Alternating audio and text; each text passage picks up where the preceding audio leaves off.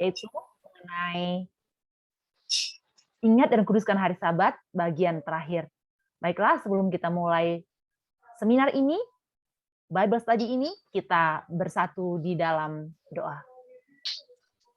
Kita berdoa. Ya Bapa yang kudus, Bapa yang baik, yang selalu bersama dengan kami. Saat ini kami dapat jumpa kembali melalui virtual Zoom ini. Kami rindu mendengarkan dan kami minta kuasa hingga kami dapat menguduskan hari Sabat sesuai dengan kehendak Tuhan. Berkati hamba-Mu, Sis Lady. Kiranya roh Tuhan berkuasa pada hamba-Mu ini dan jauhkan segala halangan, jauhkan segala hal-hal yang tidak baik dari laptop yang digunakan oleh Sis Lady, begitu juga dengan semuanya perangkat yang kami gunakan. Terpujilah nama-Mu ya Tuhan, kami datang dalam nama-Mu yang kudus, Yesus Kristus. Amin. Silahkan Kak Lady. Amin. Oke. Terima kasih. Sekarang kita akan mulai pembelajaran kita seri yang terakhir, yaitu ingat dan kuduskan hari Sabat. Kita akan memulai apa maksud Tuhan di dalam hukumnya dengan menyuruh kita untuk mengingat dan menguduskan hari Sabat. Hari Sabat adalah hari yang harus diingat. Selain diingat juga harus dihargai, diterima, diakui. Kenapa? Sebab hari itu adalah hari peristirahatan. Kenapa harus mengingat? Agar kita, umat-umat Tuhan yang mengaku sebagai umat yang memegang hukum Tuhan, kita akan menjadikan hari itu hari yang kudus. Kita akan menjadikan hari itu hari yang bersih, hari yang suci. Itu sebabnya hanya umat yang bersih, yang kudus, yang suci, yang bisa mengingat dan menguduskan Sabat.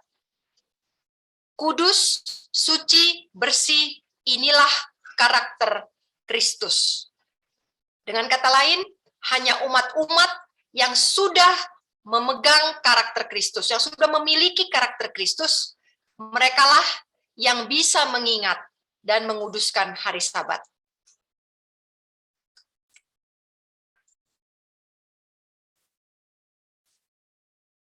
Saudara-saudara, kita tahu bahwa pekabaran malaikat ketiga menyebutkan tentang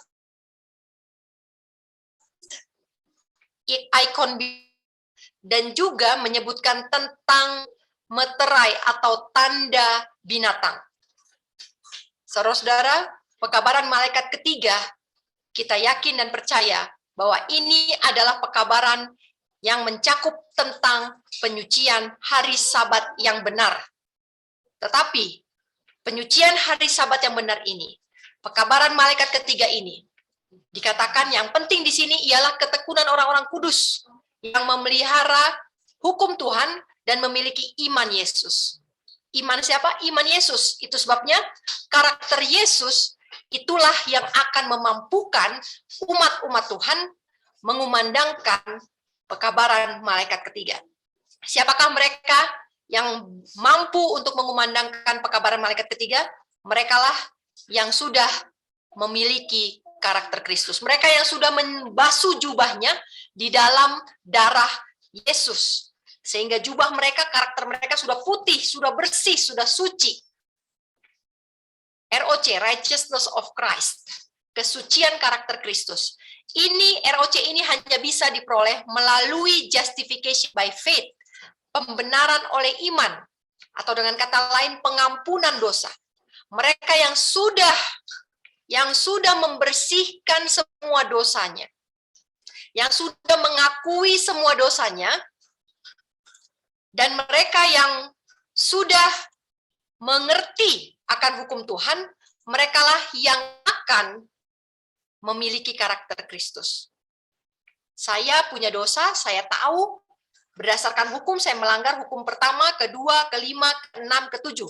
Saya minta ampun dosa dengan hati yang berduka, dengan penuh penyesalan, maka saya tidak akan mengulangi dosa itu lagi. Itu sebabnya saya dibenarkan. Ketika saya minta ampun dosa, saya dibenarkan.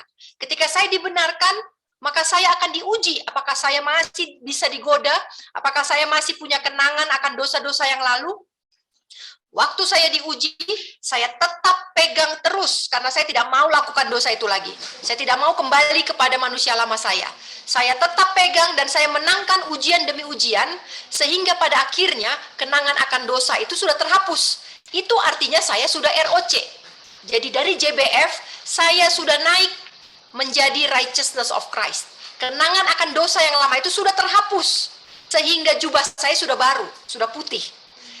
Setelah jubah saya baru, setelah jubah saya putih bersih, barulah saya bisa menyucikan hari Sabat. Inilah makna yang sesungguhnya dari pekabaran malaikat ketiga. Ketika tangan saya kotor, saya tidak bisa sucikan Sabat. Saya tidak bisa bersihkan hari Sabat. Saya harus cuci dulu tangan saya, bersihkan dulu kekotoran saya, baru saya layak dan sanggup untuk menyucikan hari Sabat dan menguduskannya. Bagaimana cara saya untuk membersihkan tangan saya? Tidak ada lagi yang lain yang bisa kita pelajari kecuali dari terang tentang bait suci. Saudara-saudara lihat di sini bahwa bait suci juga dia mempunyai satu prosesi di mana ada pembersihan. Sebelum imam masuk ke dalam bilik yang suci, sebelum imam mengambil bagian dalam upacara harian maupun tahunan, imam terlebih dahulu harus membakar korban untuk dirinya. Kemudian ini mezbah bakaran ya, mezbah bakaran di pelataran. Kemudian imam ini harus membasuh tangannya, kemudian berkaca, yaitu di dalam bejana pembasuhan ini ya. Ini dasarnya ini adalah terbuat dari cermin. Imam ini harus berkaca. Apakah masih ada kekotoran, noda darah, karena tadi sebelumnya dia habis mempersembahkan korban. Apakah masih ada percikan darah di wajah saya, di tangan saya, sehingga saya tidak bisa masuk di dalam kemah yang suci. Terlebih dahulu saya harus membasuh. Imam harus membasuh dirinya, memastikan bahwa dirinya sudah bersih dari kekotoran darah binatang. Ini melambangkan dosa. Ya, di dalam imamat kita belajar, keluaran juga dalam perabotan bait suci kita mempelajari bahwa tidak ada pelayanan tanpa pembasuhan. Tidak ada pelayanan keimamatan tanpa pembersihan. Itu sebabnya pembersihan ada dilakukan di awal, di pelataran. Inilah yang melambangkan kekudusan atau karakter Kristus yang harus dipakai oleh setiap siapapun yang mau ambil bagian dalam pelayanan. Saudara-saudara, saya tidak melarang orang melayani. Saya tidak melarang orang melayani. Tetapi sebelum saya berpikir mau melayani apa, saya mau membangun sanitarium, saya mau menerjemahkan buku-buku, saya mau mencetak buku-buku. Sebelum itu kita pikirkan, pastikan bahwa saya sudah ambil bagian dalam pembersihan. Saudara-saudara, kita tidak bisa melayani. Kita tidak bisa melayani ketika ada satu dosa yang masih kita simpan dan belum kita akui di hadapan Tuhan. Tidak bisa melayani. Apapun profesi Anda, apapun talenta Anda dan saya, kita tidak akan bisa mengambil bagian dalam pekerjaan yang kudus. Karena pelayanan itu adalah pekerjaan surga. Yang melakukan pelayanan itu, pekabaran Injil, ini adalah malaikat-malaikat. Siapa saya sehingga saya mau mengambil pekerjaannya malaikat? Walaupun saya punya 1000 talenta, walaupun saya tamat dari institusi-institusi pelatihan-pelatihan, pelayanan-pelayanan, apapun itu, saya tidak akan bisa melayani.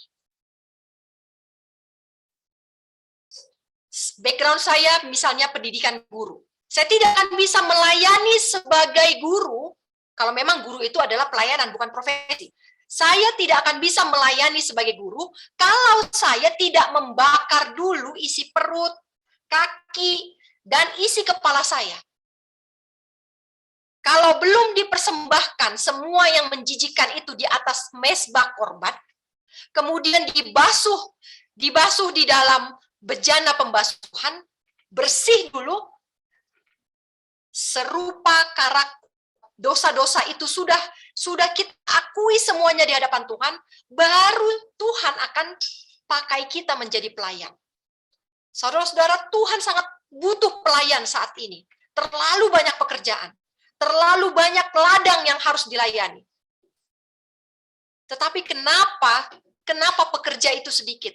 Karena hanya sedikit pekerja yang mau membasuh dirinya di dalam darah Kristus.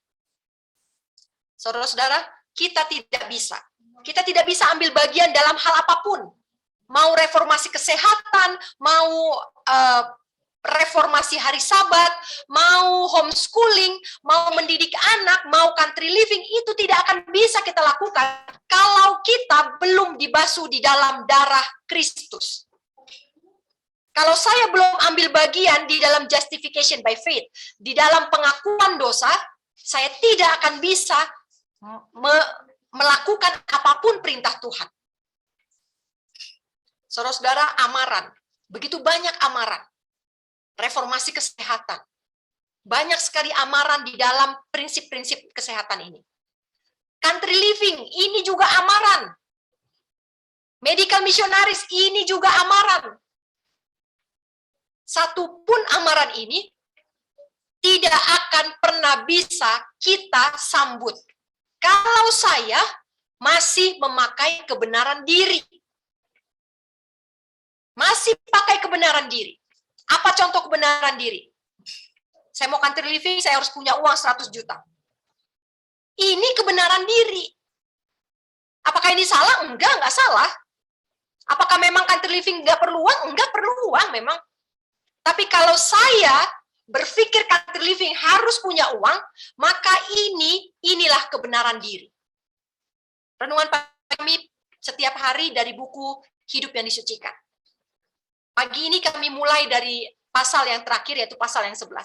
Paragraf pertama mengatakan bahwa manusia begitu sulit untuk menurut hukum Tuhan. Kenapa? Karena mereka menggunakan kebenaran diri. Self-justification. Harusnya yang digunakan adalah justification by faith, iman. Saudara-saudara, kalau sudah punya uang 100 juta, perlu iman nggak country living? Nggak perlu. Nggak perlu itu iman.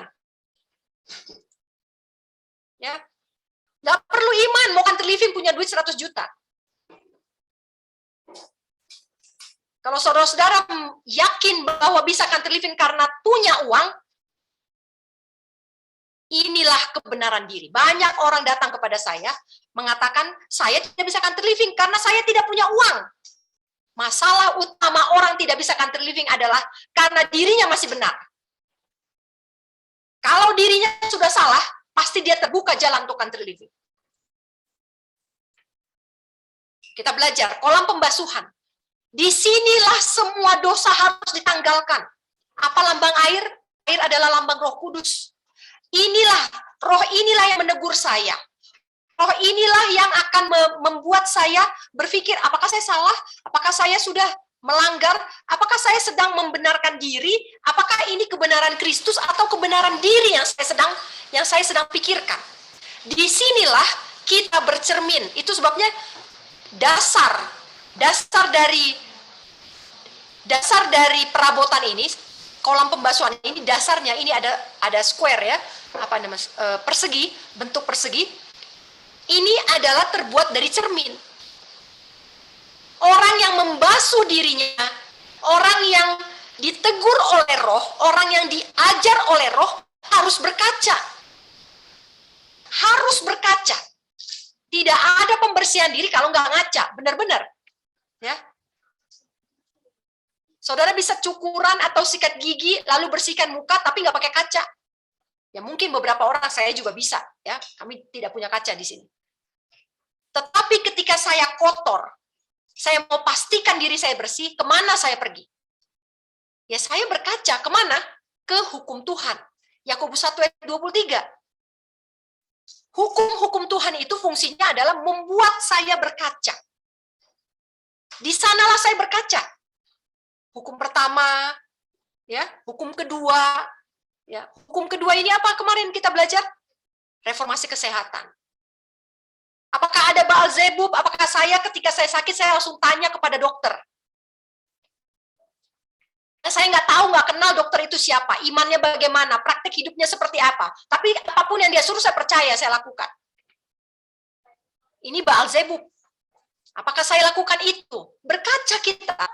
Itu sebabnya kita penting untuk belajar hukum Tuhan. Nanti kita akan belajar bahwa setan sekarang sedang mengalihkan perhatian umat-umat Tuhan dari pekabaran tentang hukum Tuhan kepada hal yang lain. Kita akan belajar lagi nanti.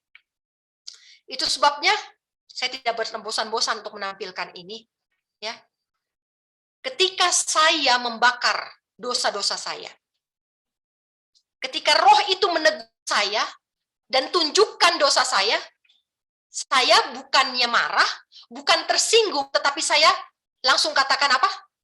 Saya perlu Yesus.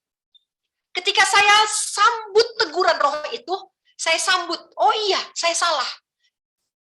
Ketika saya sambut tanpa ada rasa tersinggung, saya sudah masuk ke tangga nomor 1.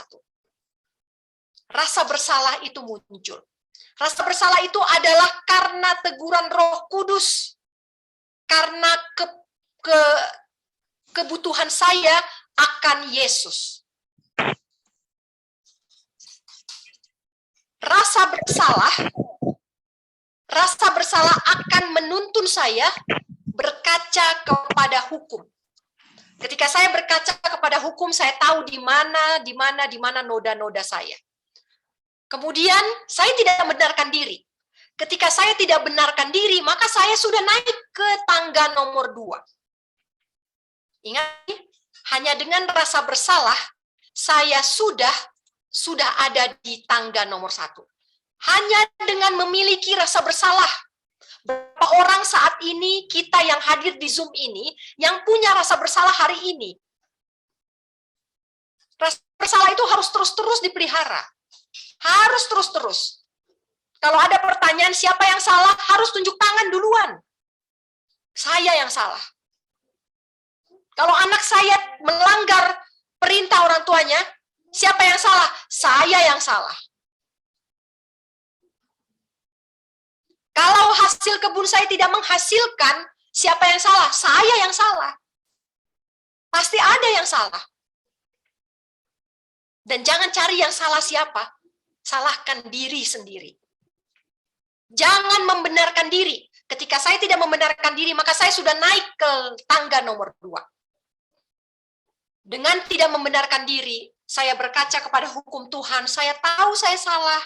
Saya tidak membenarkan diri Tuhan. Saya tidak punya alibi. Saya tidak punya alasan. Oh, dulu saya karena terpaksa. Oh, dulu karena keadaan. Oh, saya tidak akan terliving karena anak saya begini. Oh, karena istri saya begini. Oh, karena suami saya yang begini.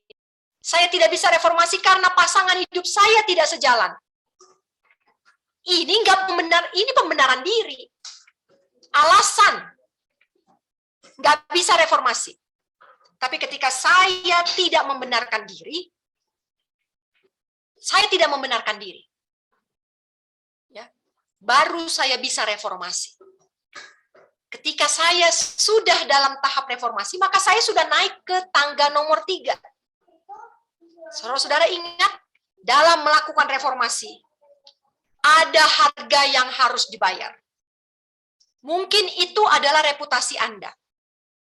Ketika reformasi, reputasi Anda dipertaruhkan. Saya mau reformasi kesehatan. Saya mau reformasi kesehatan, saya tidak mau terima vaksin. Apa yang dipertaruhkan? Pekerjaan saya. Apakah Anda takut? Apakah Anda khawatir dengan pekerjaan, dengan gaji bulanan? Kalau masih ada kekhawatiran, belum naik level. Tetapi ketika saudara tidak lagi punya khawatiran, ketakutan, ya. Saudara-saudara yang mau reformasi di gereja, ya, mau reformasi di gereja, di jemaat, jangan-jangan nanti kita dituduh sebagai garis keras. Kita dituduh garis keras. Bagaimana reputasi saya sebagai anggota majelis? Saya mau reformasi atau sudahlah, nggak usah reformasi. Nanti orang pikir kita fanatik. Ini artinya masih ada reputasi yang dijaga, ya. Masih ada reputasi yang dijaga. Kalau masih jaga reputasi, maka belum naik levelnya ke level 4. Belum naik, belum. Memang sudah merasa bersalah, sudah tidak membenarkan diri, sedang reformasi, tetapi masih takut. Nggak usah segitu-gitunya lah. Kita yang biasa-biasa saja, nggak usah terlalu keras. Reformasi kesehatan oke, tapi nggak usah terlalu keras. Ini anak masih kecil. Nggak usah dulu dikasih makan 2 kali sehari. Anak umur 2 tahun, jangan. 3 kali, 4 kali, 5 kali, nggak apa. Kenapa? Takut, khawatir, sakit. Kalau masih ada kekhawatiran, berarti saya tidak percaya bahwa nasihat Roh buat adalah makan 2 kali lebih baik daripada 3 kali. Saya tidak percaya. Itu sebabnya saya tidak naik level. Saya tidak naik tingkat. Tetapi ketika saya percaya, apapun resikonya Tuhan, firman-Mu itu benar. Saya percaya. Apapun resikonya saya akan tempuh karena saya percaya. Sebagian orang dunia akan mengatakan ini nekat. Tetapi Alkitab katakan, inilah penyerahan. Level 4. Ketika saya berserah, saya nggak punya lagi kekhawatiran, saya nggak punya lagi ketakutan. Ini hidup udah loss aja ya. Pernah rasakan seperti itu? Nggak punya uang, tapi nggak takut. Nggak ada uang, nggak ada beras, takut. Sedih? Nggak sedih. Justru ketika datang bantuan, misalnya burung gagak ya, yang kita tidak sangka-sangka, lalu datang bantuan kepada kita, beras. Waktu beras itu habis di rumah, saya tidak takut. Nggak ada rasa khawatir. Tetapi ketika tangan Tuhan tanpa saya minta mendatangkan beras itu ke rumah saya, air mata mulai turun. Tadinya nggak ada kesedihan. Tetapi ketika tangan Tuhan menolong kita, tidak ada kesedihan, tidak ada kekhawatiran. Begitu tangan Tuhan menolong kita dan menjamah kita, sesuatu yang saya tidak harapkan, karena apa? Ya saya udah nggak ada lagi keinginan. Saya nggak ada lagi kekhawatiran. Ya kalau memang ini yang terakhir, saudara ingat pengalaman kesaksian janda di Sarfat, dia tidak ada lagi kekhawatiran. Apa yang dia punya? Tinggal tepung segenggam dengan minyak sedikit dibuli-buli. Ketika tepung segenggam itu diminta, apakah dia takut? Enggak, dia nggak takut lagi. Dia nggak takut lagi. Dia nggak takut mati, nggak takut lapar lagi. Ada yang minta, dia kasih. Inilah orang yang sudah menyerah. Inilah penyerahan yang sesungguhnya. Tapi jangan tunggu sampai jadi janda dulu, baru kita mau berserah. Jangan tunggu sampai kelaparan dulu, baru kita diajar untuk berserah. Berserahlah sekarang. Dalam masa yang senang ini. Apa yang tidak bisa kau lakukan dalam masa-masa yang senang, maka tidak akan bisa kau lakukan dalam masa yang suka. Saudara kalau mau menyerah, jangan tunggu nanti masa kesusahan baru mau berserah. Janda di Sarfat bisa berserah ketika bala kelaparan itu ada, muncul, dia berserah. Sisa makanan terakhirnya dia serahkan kepada orang lain, itu karena hari-hari sebelumnya dia sudah lakukan itu. Dia sudah latih karakter itu. Kita pun seperti itu. Ketika saya sudah give up apa? Semuanya give up. Nggak punya cita-cita. Kalau masih punya cita-cita, ini level 4 belum lewat. Masih punya cita-cita, masih punya keinginan ngawinin anak, nyekolahin anak, graduation anak. Ini nggak akan. Ini masih belum naik level. Saudara-saudara ingat aja janda di Sarfat. Apa cita-cita dia? Apa cita-cita dia waktu dia ngumpulin kayu bakar bersama dengan anaknya? Kalau ditanya, Bu, cita-cita ibu apa? Nggak punya cita-cita, orang habis ini saya mati. Nggak punya cita-cita. Coba tanya orang yang kanker stadium 4 yang sudah divonis umurnya 1 minggu, apa cita-citanya? Nggak ada. Harus seperti itu. Jangan tunggu kanker stadium 4 dulu baru kita hilang cita-citanya. Ketika saya sudah give up, baru iman itu muncul, baru level 5. Saudara-saudara, kalau belum give up, kalau masih bisa berusaha, maka iman gak pernah muncul. Gak pernah muncul. Berani karena iman, itu mimpi, gak bakal pernah. Gak akan terjadi. Berani karena apa? Karena saya punya deposito. Berani karena apa? Karena kebun saya banyak. Karena tanah saya banyak. Berani karena iman, itu adalah karakter orang yang sudah di tingkat yang kelima. Sudah di tingkat yang kelima. Berani karena iman. Karena dia sudah give up kan, gak punya lagi apa-apa. Apalagi, ya dia berani aja karena iman. Tapi dunia menyebut karakter seperti ini adalah nekat. Berani karena iman, dia tidak butuh bukti. Ketika janda di Sarfat menyerahkan tepung yang terakhir kepada abdi Tuhan. Apa yang dikatakan abdi Tuhan kepadanya? Sesungguhnya tepung di dalam tempayanmu tidak akan habis, dan minyak di dalam buli-bulimu tidak akan habis. Apakah janda di Sarfat ini bilang, oh buktikan dulu, baru saya mau? Enggak. Karena dia sudah give up. Itu benar-benar, nggak benar juga nggak apa-apa. Nggak masalah kok, tetap aja saya mati kok. Kalaupun itu benar, syukur kepada Tuhan. Kalaupun tidak benar, ya memang saya sudah siap untuk itu.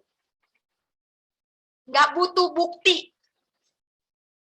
Country living bisa mempermudah hidup. Siapa yang percaya tanpa bukti? Country living bisa mempermudah pembentukan karakter 10 kali lipat. Siapa yang butuh riset? Oh, saya nggak percaya, katanya 10 kali lipat lebih mudah hidup country living. Coba, mana risetnya? Risetnya mana? Buktinya mana? Dari beberapa orang yang sudah country living, berapa orang yang memang membuktikan 10 kali lebih mudah? Itu bukan iman kalau sudah ada riset. Bukan iman. Firman Tuhan nggak butuh di riset. Karena kalau itu di riset, maka kita tidak akan naik level menjadi karakter, mencapai karakter seperti Yesus. Saudara-saudara, ini level 5. Level 5 adalah saya tidak perlu bukti, saya berani karena iman. Ini level 5. Level 6. Level 6 adalah penurutan yang sempurna. Ketika iman ini muncul, maka saya baru bisa menurut kepada semua perintah Tuhan, pada hukum secara khusus.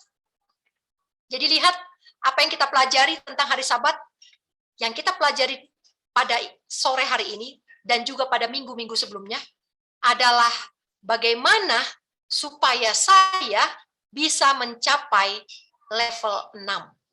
Karena disinilah baru kita bisa menurut dengan sempurna kepada hukum. Perubahan sudah terjadi di level 6 ini, ya. Ini sudah terjadi perubahan. Yang dulu saya suka fashion, saya suka baju, sekarang saya nggak suka lagi. Yang dulu saya tidak suka baca imamat, saya tidak suka baca ulangan, bilangan, sekarang saya suka sekali membaca buku-buku itu. Apa yang dulu saya suka, sekarang saya benci. Dan juga sebaliknya. Seperti Paulus katakan, yang dulu menjadi keuntungan bagiku, sekarang kuanggap kerugian. Inilah ciri-ciri dari level 6. Tidak tersinggung. Kalau sudah seperti ini, baru bisa bertumbuh.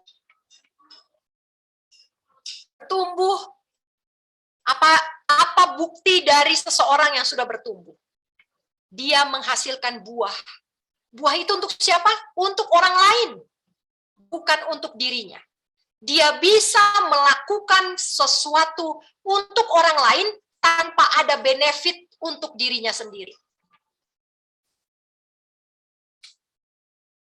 Nah, kemarin kami mengangkat bambu, memindahkan bambu.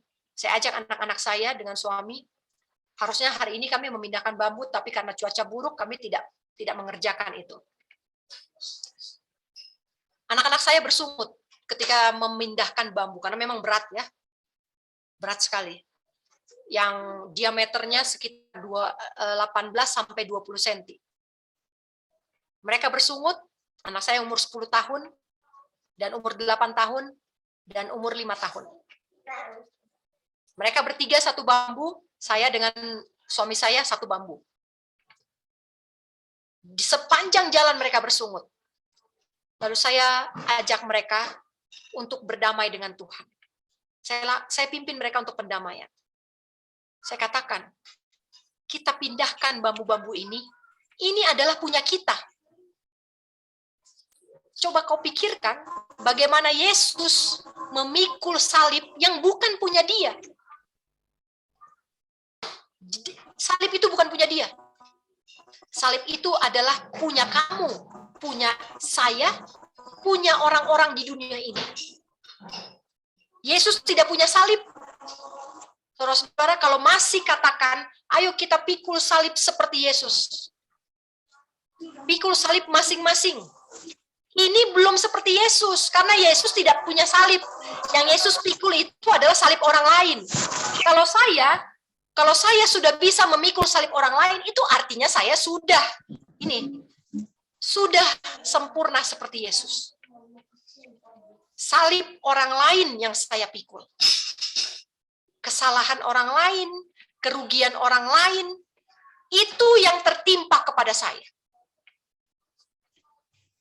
Kalau saya rugi karena saya tidak mengelola dengan baik kebun saya, ya itu salah saya. Ketika saya sudah mencapai level 7, ya, tangga nomor 7, maka saya akan berbuah. Berbuah itu adalah saya menghasilkan sesuatu untuk orang lain. Saya menghasilkan sesuatu untuk orang lain. Di sini belum ada pengorbanan. Belum ada pengorbanan. Masih apa yang ada? Apa yang ada pada saya, ini untuk orang lain. Nah, kalau sudah bisa berkorban, ini adalah ciri yang berikutnya. Level yang ke-8. Saya berkorban untuk orang lain. Artinya, saya tidak dapat, orang lain yang dapat.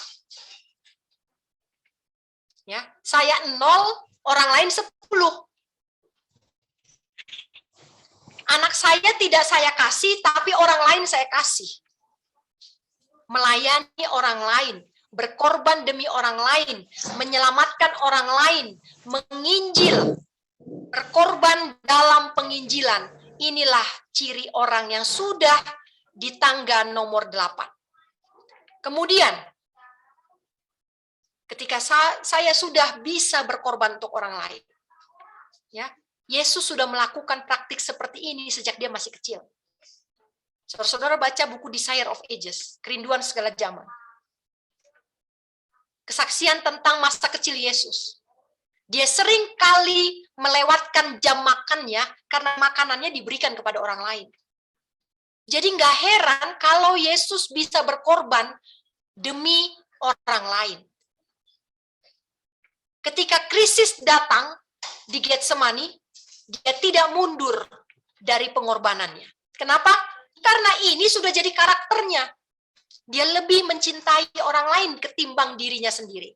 Inilah nomor 8. Tangga nomor 8. Ketika saya sudah bisa berkorban demi orang lain. Berkorban ini artinya bukan satu-satu ya. Kalau satu-satu itu masih berbuah. Kalau berkorban itu artinya saya 0, orang lain yang dapat poin. Itu berkorban. Setelah ini, maka saya bisa mencapai pengetahuan tentang Tuhan. Saya bisa mandiri dalam pembelajaran firman Tuhan. Saya mampu mencerna firman itu untuk diri saya sendiri. Saudara-saudara nggak heran kalau orang yang sudah di level ini, dia nggak butuh lagi Zoom meeting. Kenapa? Karena dia bisa mengenyangkan dirinya sendiri. Saya bukan katakan orang yang ini adalah orang yang eksklusif ya, bukan. Tapi memang dia bisa mencukupi kebutuhan rohaninya. Dia nggak bergantung sama fellowship, dia nggak bergantung sama perkumpulan-perkumpulan ibadah, dia nggak bergantung pada ceramah KKR. Cukup dia bisa mencukupi kebutuhan rohaninya sendiri. Disinilah orang yang sudah seperti ini, maka doanya inilah baru dibilang apa? Di Yakobus dibilang, doa orang benar, besar kuasanya. Inilah nomor 10. Saudara-saudara, jangan coba-coba doakan orang kalau kita belum melatih karakter kita. Ya, kita belum melatih. Orang yang doanya unggul, itu adalah orang yang memang dia sudah naik satu tangga demi satu tangga. Keunggulan doa. Maka sempurnalah karakternya seperti Yesus. Saudara-saudara, langkah ini 1-10 ini 10 kali lebih cepat ketika saya tinggal di desa. 10 kali lebih cepat. 10 kali lebih mudah dilakukan ketika saya tinggal di desa. Saudara-saudara coba rasakan ya tinggal di kota. Rasakan tinggal di kota. Kalau saudara-saudara rasakan, kok saya ini susah sekali sih? Susah sekali mengalah. Selalu membenarkan diri. Yang salah adalah istri saya, suami saya, anak saya. Semuanya salah di sebelah saya, kecuali saya selalu benar. Kalau sulit untuk mengalah, jangan-jangan saudara berada di tempat yang salah. Kalau pindah ke desa, maka rasa mengalah itu lebih mudah diperoleh. Ya. Give up itu lebih gampang, Itu give up terus tiap hari. Percayalah. Saya katakan ini saya mau ketawa sebenarnya ya. Tapi memang hidup di desa itu apa? Kalau saya bilang daya juang berkurang, enggak. Tapi lebih legowo ya, itu bahasa lebih apa ya? Lebih ikhlas. Untuk give up itu gampang sekali. Selalu ada jalan untuk give up setiap hari. Kita belajar hari Sabat. Kita belajar tentang hukum Tuhan bukan seperti orang Farisi. Kalau saya mau menurut hukum Tuhan, tanpa pertobatan, tanpa pengakuan, tanpa penyerahan, tanpa iman, saya mau lompat langsung ke tangga nomor 6, maka saya akan jadi seperti orang Farisi. Ketemu orang Samaria di jalan, saya tinggalin. Saya akan seperti orang Farisi. Ada janda yang miskin, suaminya baru meninggal, saya suruh jual rumahnya supaya bisa ngasih persembahan ke gereja. Saudara-saudara mau menurut hukum Tuhan, tapi nggak mau tangga 1, 2, 3 ini dijalani, percayalah, ini sama seperti kita mau naik ke atas tapi lompat. Lompat 6 tangga sekaligus. Apa jadi? Kesleo minimal. Celaka. Bisa membawa celaka. Hati-hati. Jangan pernah kita mengajarkan hukum Tuhan. Nanti ada saya bahas. Apakah saya harus reformasi gereja saya? Ya, pertanyaan ini datang kepada saya. Bagaimana gereja saya? Apa yang harus saya lakukan? Saya harus tegur mereka, saya harus apakan mereka? Saya harus bawakan ke ekskom, ke majelis, kemana? Atau saya adukan pendetanya? Apa yang harus saya lakukan? Saudara-saudara, jangan pernah mengajarkan tentang hukum sebelum kita melakukannya. Dan untuk melakukannya, kita perlu Yesus. Mulailah dengan kebutuhan. Mulailah dengan rasa membutuhkan Yesus. Kebenaran Kristus adalah pekabaran malaikat ketiga. Kebenaran Kristus itu adalah karakter Kristus. Karakter Kristus inilah pekabaran malaikat ketiga. Saudara-saudara, saya berkali-kali katakan pekabaran malaikat ketiga bukan tentang vaksin. Pekabaran malaikat ketiga bukan tentang masa kesusahan. Pekabaran malaikat ketiga bukan tentang agenda Jesuit. Tapi pekabaran malaikat ketiga adalah pekabaran tentang karakter Kristus. Ini adalah pekabaran yang paling lembut dari semua pekabaran. Karena karakter Kristus penuh dengan kelemah lembutan. Tetapi pekabaran ini harus dikumandangkan dengan suara yang nyaring. Dan disertai dengan curahan Roh Kudus. Kenapa? Karena Roh ini yang akan menegur dosa saya, menunjukkan dosa saya. Ini loh cacatmu. Ini ingat tadi bejana pembasuhan, air, kaca. Ya. Roh inilah yang akan menunjukkan di mana cacat saya, di mana dosa saya. Pekabaran tentang karakter Kristus ini harus dibunyikan dari ujung bumi.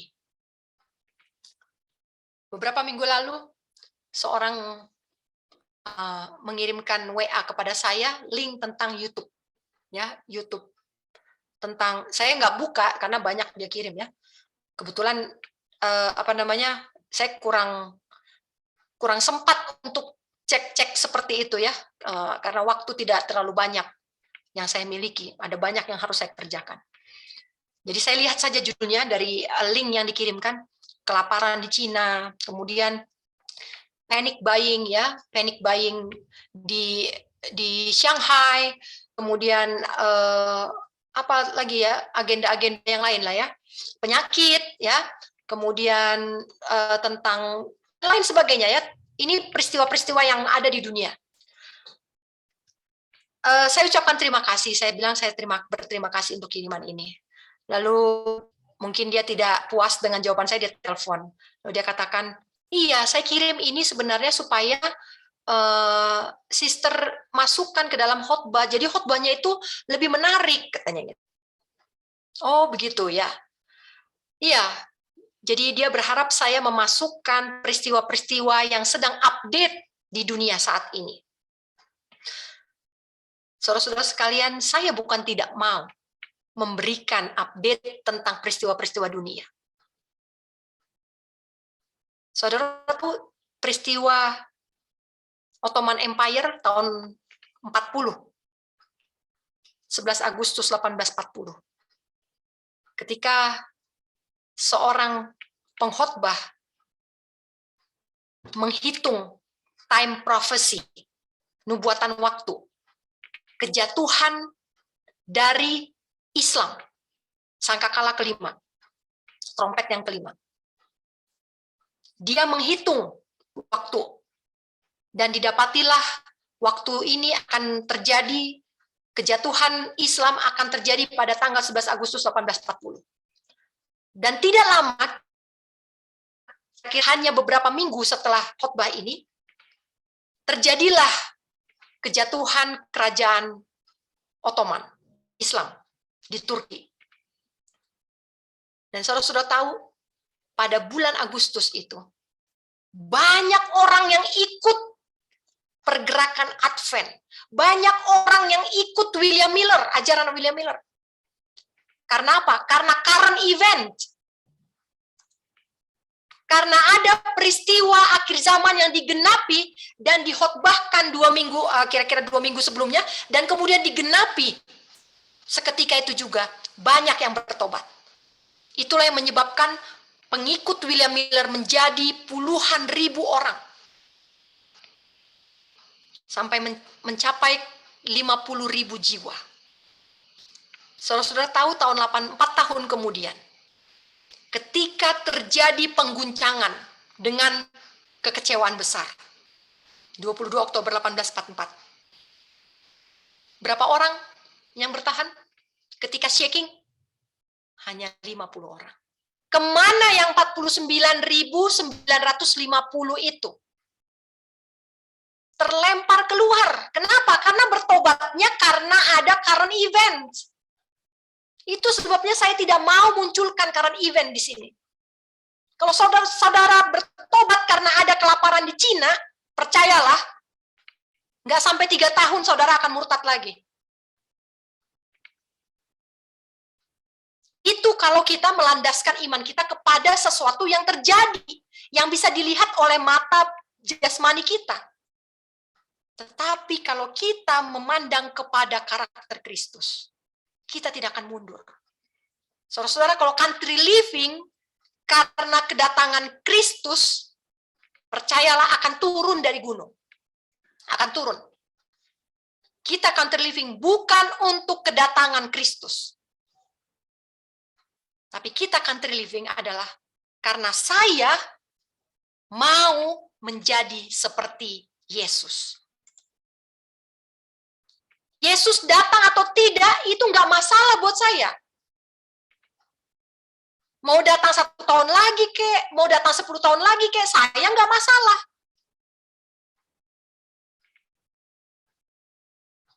Kalaupun saya hidup, tidak masalah. Kalaupun saya mati, tidak masalah. Udah nggak ada lagi kekhawatiran. Sehingga saya nggak merasa perlu untuk memantau semua peristiwa berita-berita dunia ini. Buat saya, semuanya itu tidak penting.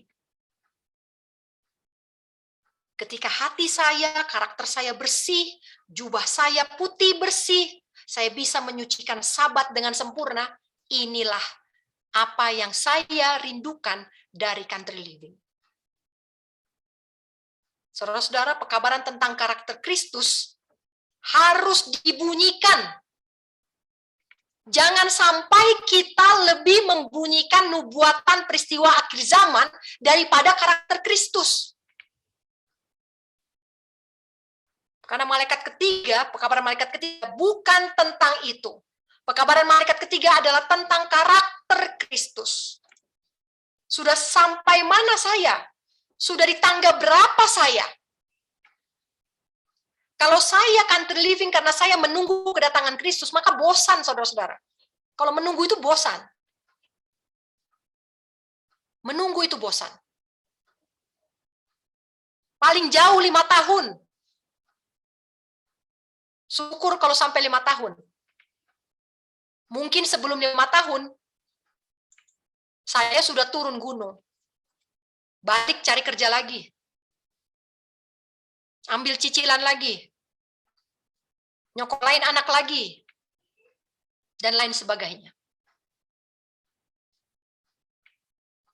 Satu kutipan dari Christian Experience and Teaching. Tidak semua yang mengaku memelihara Sabat akan dimeteraikan.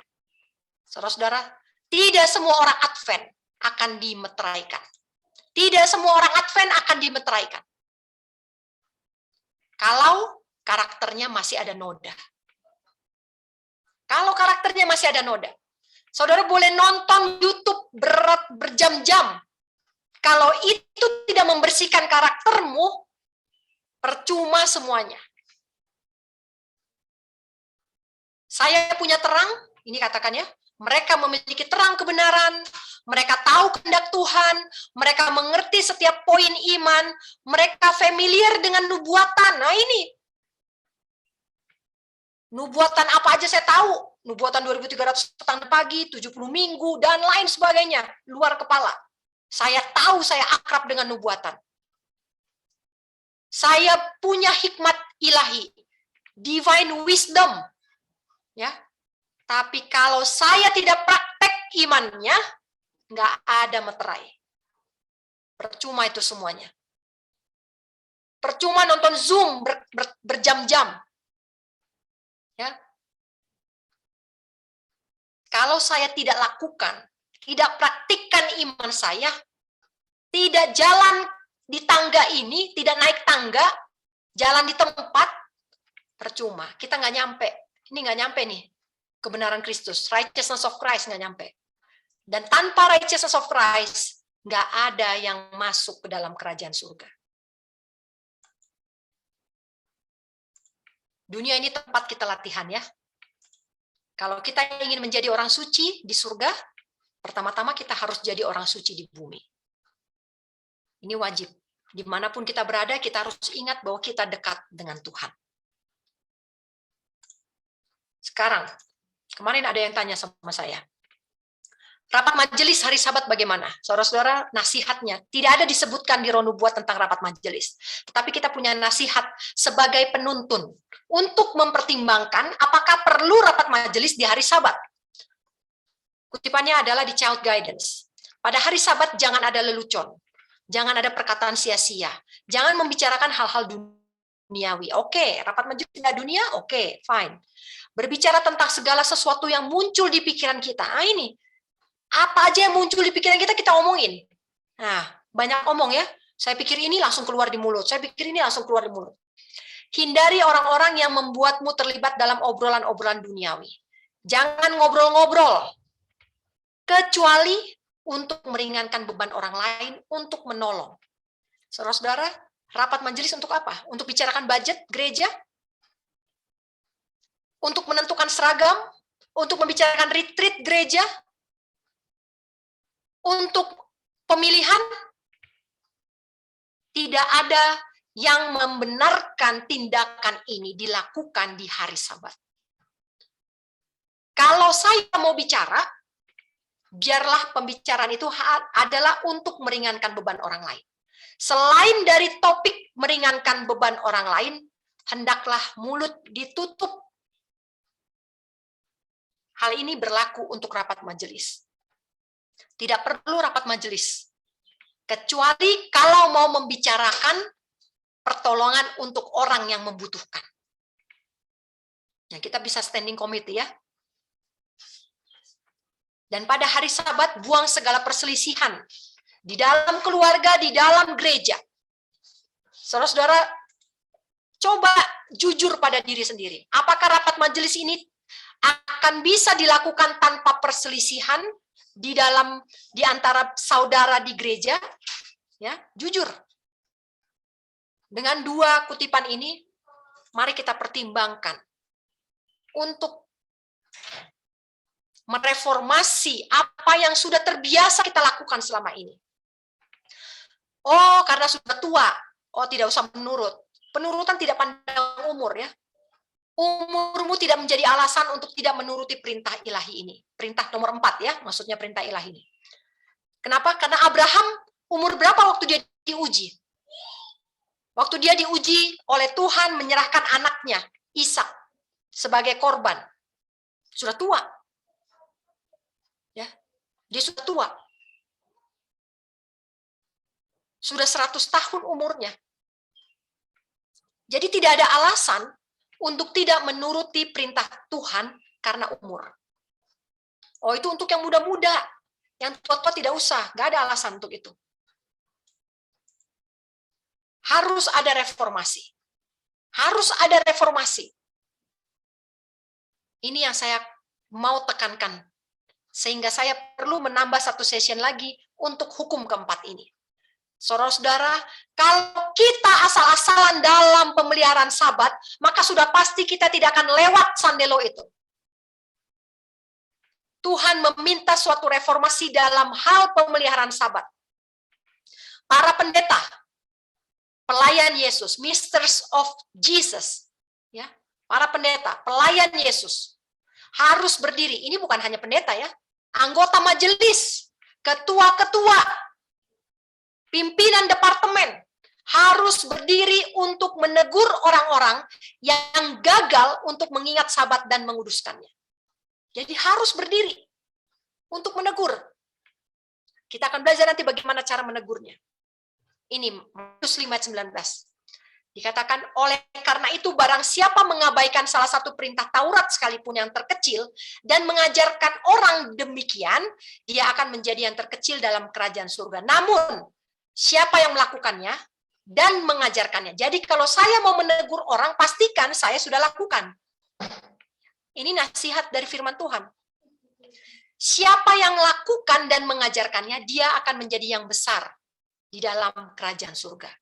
Saudara-saudara, kalau saya hanya ngajar-ngajar orang, tidak akan membuat level saya naik. Tapi ketika saya melakukan, saya hidupkan untuk diri saya dulu. Diri saya dulu. Baru saya ajarkan. Diri saya dulu. Jangan minta kemana lah Tuhan, saya mau ajar hari Sabat ini. Saya mau ajar denominasi lain. Saya mau ajar agama lain. Kasih tahu bahwa Sabat yang benar. Itu nggak akan terjadi. Itu hanya untuk konflik, debat, pembicaraan. Tapi ketika saya sudah dikuduskan, saya sudah bertobat, sudah perlu Yesus, tidak ada pembenaran diri lagi, sudah give up, maka hukum itu, dan baru saya bisa mengajarkannya. Saudara-saudara, hari Sabat tidak lepas dari tanda binatang. Apa itu tanda binatang?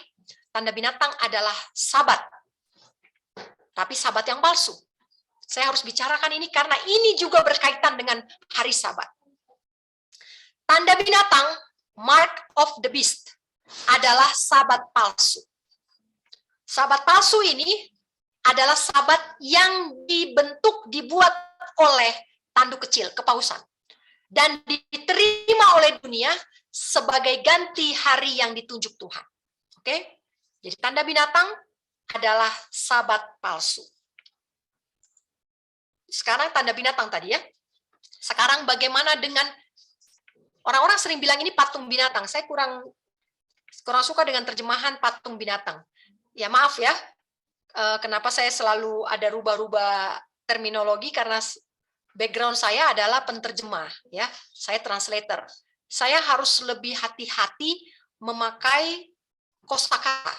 Jadi ketika saya mentranslate image of the beast ini ya, ketika ada buku Roh Nubuat yang saya translate memakai kata image of the beast, saya tidak bisa langsung mengartikannya sebagai patung. Karena apa? Oh iya, selama ini kan patung kok dibilang patung binatang, lalu saya artikan aja patung binatang. Nggak bisa. Saya nggak bisa seperti itu. Karena sebagai translator, saya harus memastikan bahwa original kata itu memang cocok untuk diartikan sebagai patung. Ya. Jadi image of the beast. Dari bahasa aslinya, ini sama sekali nggak ada hubungannya sama patung. Ya, nggak ada hubungannya sama patung. Image itu dalam bahasa Greka adalah icon. Ya, icon. Dan kita juga punya kosakata icon kan, ikon. Sehingga saya mengambil kosakata, saya memilih kosakata yang saya gunakan untuk menerjemahkan ini adalah ikon, ya, bukan patung. Ikon binatang. Ikon binatang. Image of the beast. Siapakah ikon binatang ini? Siapa ikon binatang ini? Ikon binatang ini adalah semua yang tidak mau tunduk kepada dekret Dewan Nasional semua yang tidak menuruti hukum nasional, semua yang tidak mau meninggikan sabat yang dibuat manusia durhaka, man of sin, semua ini akan merasakan bukan hanya kuasa penindasan dari kepausan, tetapi juga dari organisasi Protestan, yaitu ikon binatang. Jadi siapa ikon binatang? Ikon binatang adalah gereja Protestan, organisasi gereja Protestan. Ini Ron Buat yang bilang. Ya, tahun 1886. Sekarang, ikon binatang adalah organisasi Protestan. Ingat itu ya. Sekarang lebih detailnya lagi. Siapa itu ikon binatang? Organisasi-organisasi keagamaan yang menolak untuk mendengar amaran dari Tuhan. Jadi tadi dibilang organisasi Protestan. Sekarang siapa itu organisasi Protestan? Organisasi Protestan adalah semua organisasi agama. Ya, nggak dibilang di sini agamanya apa. Pokoknya bentuknya organisasi aja, ya, religious bodies, ya. Jadi organisasi agama. Jadi organisasi-organisasi agama siapapun itu yang menolak amaran dari Tuhan, maka akan bersatu dengan kuasa sipil, pemerintahan sipil, dan akan menjadi penganiaya orang-orang kudus. Jadi semua organisasi agama yang menolak amaran dari Tuhan, mereka akan menjadi penganiaya orang-orang kudus. Siapakah organisasi agama itu? Mereka adalah gereja-gereja Protestan yang akan bersatu dengan kuasa kepausan. Kembali disebutkan. Jadi gereja Protestan. Gereja Protestan ini banyak. Siapa? Siapa saja? Siapa saja yang menolak amaran? Saudara-saudara, era kita saat ini, sandelo kita ini yang ada di depan kita ini tidak akan dilakukan oleh kepausan lagi. Tetapi yang akan mengenforce ini adalah gereja Protestan. Gereja Protestan yang tadinya mengaku sebagai protes terhadap Roma Katolik, tetapi sekarang mereka menunjukkan bahwa mereka menghormati Roma Katolik. Inilah ikon binatang itu. Gereja-gereja Protestan, mereka menolak amaran, lalu mereka gantinya protes, mereka mencabut semua protesnya dan bersatu dengan kekuasaan kepausan. Dan mereka lah yang akan menganiaya. Lebih lanjut. Ini akan terjadi sebelum close of probation, masa percobaan ditutup. Jadi kita sebelum masa percobaan ditutup, kita akan lihat bahwa akan ada organisasi-organisasi agama. Penolak ini bukan sekali, tapi sudah terus-terus dari dulu sebenarnya ya. Tetapi akhirnya penolakan secara terang-terangan akan ditunjukkan dengan menerima sabat palsu. Inilah puncak dari penolakan gereja terhadap amaran Tuhan. Dan ketika itu terjadi, siapapun yang berada di dalam religious bodies ini, mereka tidak akan bisa lagi, mereka akan tertutup pikiran mereka, dan mereka akan di sini akan tertutup dan akan berada di bawah penipuan yang kuat. Sehingga tidak bisa lagi kita melihat bahwa ini tidak benar. Ini salah. Karena penipuan itu delusions ya. Penipuan itu sudah terlalu kuat dan kita akan bersatu, dilindungi oleh pemerintah sipil. Pemerintah sipil adalah pemerintah negara ya. Orang yang menolak amaran akan tertipu selamanya dan tidak akan bisa lepaskan diri lagi dari penipuan itu, tetapi mereka akan dilindungi oleh pemerintahan sipil. Dan ini akan terjadi sebelum percobaan ditutup, sebelum pintu kasihan ditutup. Ya, saya tidak gunakan kata pintu kasihan karena memang asal katanya probation itu bukan pintu kasihan ya. Jadi masa percobaan. Masa percobaan itu adalah kita hidup sekarang ini kita masa percobaan ya. Sebelum nanti kita ditentukan apakah kita terus ikut atau kita terlempar keluar. ya, karena tidak lulus masa percobaan. Jadi sebelum masa percobaan ditutup, kita akan melihat bahwa penganiayaan ini, penipuan ini akan semakin kuat.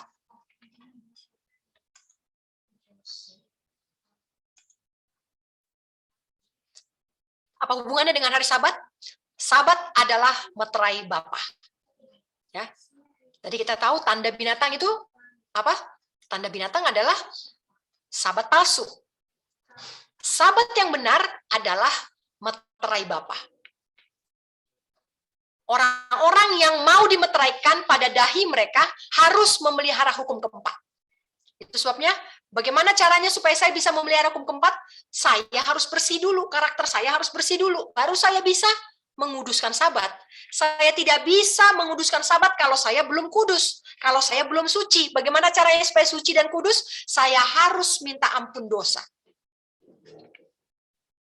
Panjang ya prosesnya, padahal waktu kita tinggal sebentar lagi. Bagaimana ini caranya? Tenang, Tuhan tahu waktunya tidak lama lagi. Itu sebabnya Tuhan sediakan country living supaya cepat prosesnya. Kalau berkutat di kota, ya ini panjang prosesnya, nggak udah-udah tiap hari. Percayalah, nggak akan naik-naik satu tangga pun. 1 bulan 1 tangga juga belum tentu. Tapi kalau country living, ya inilah fasilitas yang Tuhan sediakan. Saudara-saudara, ini akan membuat hidup kita lebih mudah. Jadi kenapa harus sulit memikirkan country living? Kita itu disuruh mudah, tapi malah ribet jadinya. Siapapun yang mau memiliki meterai, siapapun yang mau dimeteraikan, harus pelihara hukum keempat.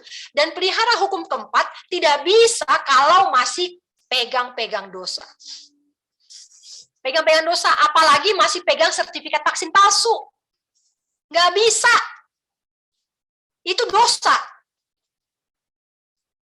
Pemeliharaan Sabat yang benar adalah tanda kesetiaan kepada Tuhan. Pemeliharaan Sabat yang benar, inilah bukti saya itu loyal sama Tuhan. Setan sekarang sedang menggunakan segala cara dalam masa pemeteraian ini untuk menjauhkan pikiran umat-umat Tuhan dari pekabaran masa kini. Present truth, pekabaran masa kini. Saya sudah sebutkan beberapa kali, apa itu pekabaran masa kini? Yang pertama adalah Bait Suci, Hari Grafirat, 2300 petang dan pagi. Yang kedua adalah iman Yesus. Yang ketiga adalah hukum Tuhan, commandments of God. Ya, hukum-hukum Tuhan, perintah-perintah Tuhan. Hanya tiga inilah pekabaran masa kini. Dan sekarang setan sedang menggunakan segala cara. Ya, kita sekarang sedang sealing ya, sedang dimeteraikan. Ini masing-masing sedang dimeteraikan. Ada yang meterai hidup-hidup, ada yang dimeteraikan dan mati. Ya. Apa isi meterainya? Itu hanya Tuhan yang tahu. Apakah saya meterainya adalah meterai Bapa atau meterai saya adalah meterai tanda binatang? Ya. Sekarang ini kita sedang dimeteraikan. Kita sedang dihakimi. Dan setan menggunakan segala cara supaya pikiran kita ini dialihkan. Sehingga meterai Bapa tidak bisa ditaruh. Meterai Bapa tidak bisa ditaruh di dahi kita. Kita dialihkan dari pekabaran masa kini. Apa pekabaran masa kini? Pekabaran masa kini adalah hari Grafirat, pengakuan dosa. Sekarang kita dialihkan. Sekarang kita kepada kita disodorkan dosa orang-orang. Sehingga kita berpikir, oh si Anu berdosa, si Anu berdosa. Dan kita lupa untuk meneliti dosa kita sendiri. Inilah yang digunakan setan. Saudara-saudara, kita harus lebih banyak menghabiskan waktu untuk memikirkan dosa saya.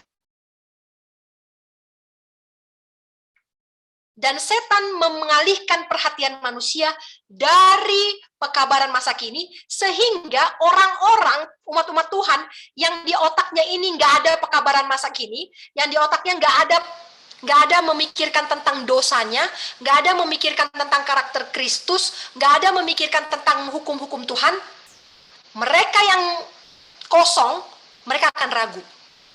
Sehingga bolak-balik, langkahnya nggak naik-naik tangganya. Karena ragu terus, nggak give up, nggak naik-naik, nggak naik kelas. Kenapa? Karena di kepalanya yang dipampangkan itu, yang dipikirkan adalah dosa orang, cita-cita, keinginan, rencana, dan lain sebagainya. Saya nggak katakan dosa siapa ya. Mungkin yang kita pikirkan adalah, oh suami saya berdosa. Oh, bagaimana caranya saya bisa melepaskan diri dari dia? Saudara-saudara, jangan pernah melihat dosa suamimu, dosa istrimu. Mereka berdosa karena pasangannya berdosa. Itu yang pasti. Apabila salah satunya disucikan, maka dia bisa menyucikan, membawa pasangannya yang rendah ini akan naik lebih tinggi levelnya. Tapi kalau saya yang rajin belajar, yang mengerti, yang punya terang lebih besar, saya tidak mau merendahkan diri. Saya tidak mau menyalahkan diri saya, tapi menyalahkan orang lain. Maka saya tidak akan bisa menyelamatkan siapapun. Saudara-saudara, ketika saya tidak bisa membawa siapapun untuk datang kepada Kristus, yang terakhir adalah saya sendiri yang akan terlempar, karena saya ragu. Ragu, dan akhirnya kelempar juga. Tidak akan bisa kita naik tangga itu kalau kita tidak datang kepada Yesus mengakui dosa kita. Saudara-saudara, ini slide saya yang terakhir. Kita harus lebih banyak. Kita harus lebih banyak untuk memikirkan dosa kita. Hanya ada 3 yang boleh kita pikir-pikirkan ya, supaya kita nggak ragu-ragu. Yang pertama adalah hari Grafirat. Hari di mana saya harus menghapus dosa saya. Kenangan akan dosa itu harus benar-benar saya hilangkan. Harus saya hapus dari otak saya. Yang kedua adalah saya harus punya iman seperti Yesus. Yang ketiga adalah saya bisa menuruti hukum-hukum Tuhan. Saudara-saudara, banyak kita berpikir tentang masa kesukaran. Kelaparan di Shanghai. Saya repot menimbun padi di Indonesia. Apalagi keadaan-keadaan dunia, saya nggak ngikutin sih ya, nggak update. Yang terjadi di luar sana begitu mempengaruhi kita. Tetapi dosa saya sudah bersih ke karakter saya, ini nggak pernah kita pikirkan. Kita selalu pikirkan masa kesukaran, tidak bisa jual beli, vaksin, dan lain sebagainya. Kebobrokan gereja, dan lain sebagainya. Kita pikirkan semua yang sulit-sulit. Dan akhirnya, apa yang terjadi? Terakhirnya adalah ragu. Itu sudah dinubuatkan. Orang yang nggak mengisi pikirannya dengan doktrin Ka'bah, Hari Raya Grafirat, pengakuan dosa, orang yang nggak mengisi pikirannya dengan karakter Kristus, maka dia akan ragu. Dia akan dituntun dan akan semakin ragu, akhirnya tinggalkan kebenaran itu. 100% tinggalkan. Saudara-saudara, masa kesukaran itu bukan sesuatu yang misterius. Ya, kita udah punya terang. Roh Nubuat sudah katakan, kunci masa kesukaran yang ada di hadapan kita ini adalah kita hanya punya satu jawaban, yaitu iman. Iman yang bisa menahan lelah, bisa tahan terhadap penundaan, dan tahan terhadap lapar. Hanya ini yang bisa membuat saya melewati masa kesukaran. Saudara-saudara, nggak ada di sini ditulis, melewati masa kesukaran harus timbun beras 5 ton. Nggak ada. Atau harus timbun korek api gas 3 karung. Nggak ada. Masa kesukaran hanya bisa dilewati oleh mereka yang punya iman. Iman itu iman apa? Iman yang bisa menahan lelah. Nah, coba. Ini kan paling bisa dilatih itu di country, di desa. Bagaimana saya menahan lelah dengan iman? Nah, bagaimana saya menahan lapar dengan iman? Bagaimana saya menahan penundaan? Penundaan ini kekecewaan ya. Panen tertunda, pembangunan rumah tertunda, pembelian tanah tertunda, semuanya tertunda. Bagaimana saya bisa menahan itu dengan iman? Saudara-saudara, kalau kita simpulkan, lapar dan lelah ini adalah fisik. Hanya satu ujian iman dari segi mental, yaitu kekecewaan. Saudara-saudara ingat 1844, apa ujian terakhir dari pergerakan Advent yang mula-mula? Apa ujian terakhir? Ujian terakhirnya adalah kekecewaan, penundaan.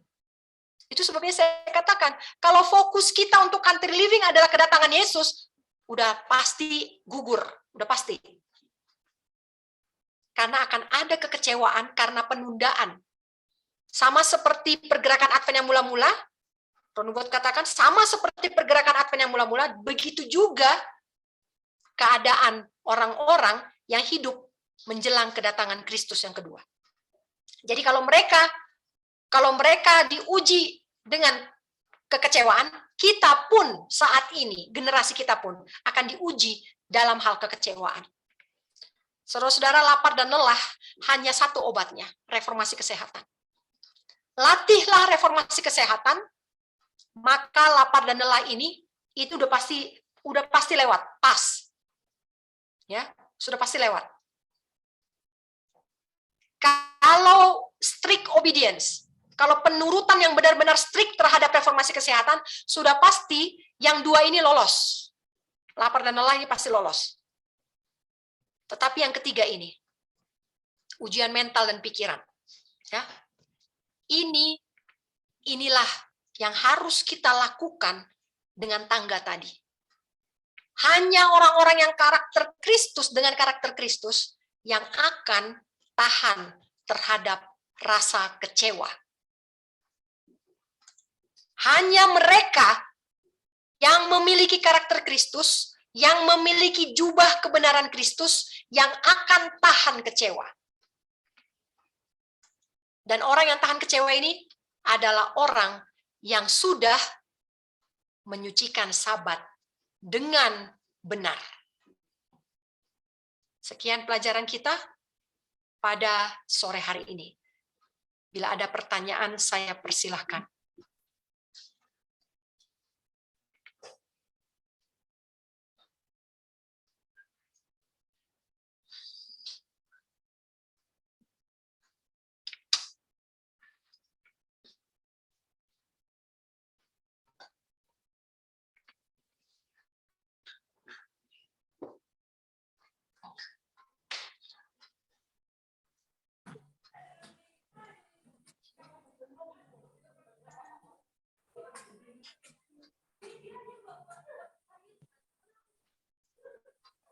Baiklah, saudara-saudaraku semuanya, pada saat ini kita membuka sesi diskusi atau tanya jawab.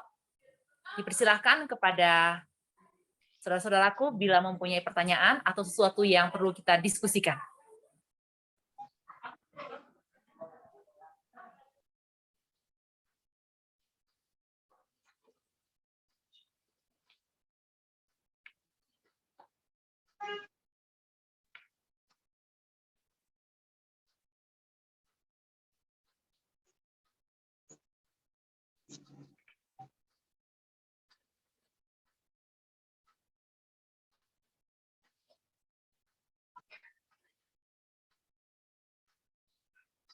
Nggak ada yang perlu dipertanyakan ya? Semuanya jelas? Harus dilakukan? Saya mau bertanya, boleh? Boleh, silakan Bu. Tentang tadi, orang-orang itu sangat takut untuk bercermin. Ya. Kenapa mereka takut untuk bercermin? Karena mereka belum punya iman atau bagaimana itu? Terima kasih. Jadi ini ada dalam pelajaran kita minggu lalu ya. Ketika seseorang, ini terjadi pada waktu Advent yang mula-mula ya Bu ya, pada zaman Nyonya White. Nyonya White sana menuliskan bahwa ada anggota-anggota yang kalau dosanya ditunjuk, di pointed out ya, itu bahasanya dia, sins pointed out. Waktu dosanya ditunjuk, tersinggung, ya, tersinggung, dan dia tidak terima dengan dosa ditunjuk, ya. Inilah yang menyebabkan menolak untuk bercermin. Karena kalau sebenarnya nggak perlu ditunjuk dosa, ya, karena Roh Kudus itu selalu menegur manusia, ya, selalu menegur kesalahan. Itu sebabnya kita punya hati nurani. Ada bisikan Roh Kudus yang katakan saya salah, saya salah. Tetapi dengan kita mengabaikan, sehingga harus ada, bukan Roh Kudus lagi yang bicara ya, harus ada orang yang menunjuk, ih kamu salah, dosamu salah. Nah, kalau saya tidak terima ketika dosa saya ditunjuk, ini artinya saya menolak untuk bercermin. Atau ya, ketika saya bercermin, saya takut melihat kesalahan saya. Karena saya masih butuh. Udahlah, nanti saya dihakimi berdasarkan terang. Kalau saya tahu itu. Jadi biarlah saya tidak tahu. Ya, biarlah saya tidak tahu. Ya, ada yang seperti itu. Bagaimana Bu? Apakah pertanyaannya terjawab atau? Maaf Lady, tadi ininya terputus. Oh, Frozen. Okay. Jadinya totonya berhenti aja. Maaf. Oh gitu. Oh iya, iya. Coba diulang lagi, Lady. Iya. Makasih. Jadi menolak dosanya ditunjuk. Ya. Jadi ketika Roh Kudus mengingatkan kita, menegur dosa kita tidak mau untuk sadar. Ya. Kenapa? Karena saya masih mau sayang ini dosa. Saya tahu ini pekerjaan ini dosa, tapi kalau saya lepaskan, ya cita-cita saya bubar, rencana saya bubar, maka saya harus pegang dulu ini dosa. Dan ketika Roh Kudus lebih keras berbicara, atau ada orang yang menegur saya, menunjukkan dosa saya rasa tersinggung. Ya, ini terjadi pada waktu Advent yang mula-mula ya. Ini ada di buku Testimonies for the Church. Jadi jemaat yang mula-mula, Nyonya White juga mengalami itu. Jemaat-jemaat ini sulit untuk bertobat, tetapi ketika ditegur, dia tersinggung. Nah, ini yang membuat manusia ini tidak bisa dibersihkan. Karena bagaimana dia mau dibersihkan? Lihat bejana pembasuhan itu kan satu set. Cermin dan air. Ya, kita harus berkaca dan kita harus membasuh. Itu sebabnya ini satu set. Kita harus bercermin kepada hukum dan kita harus mau bersihkan. Nah, banyak orang pengen dibersihin tanpa ngaca. Ya, ini kan repot jadinya. Ketika saya mau dibersihkan, saya harus bersedia untuk ditunjuk kesalahannya. Apakah zaman dulu sudah ada cermin, Ibu? Ini ada di Keluaran ya, Bu Duma. Sebentar ya. Ibu baca sendiri nanti di rumah ya. Keluaran 38 ayat 8 ya, Bu. Ya, Keluaran 38 ayat 8. Ya, pada waktu membuat perabot-perabot bait suci, pada waktu membuat bejana pembasuhan, ya dikumpulkan cermin dari wanita-wanita yang melayani di pintu kemah suci. Ya. Itu sebabnya makanya saya tahu ada cermin, Bu, ya. Gitu.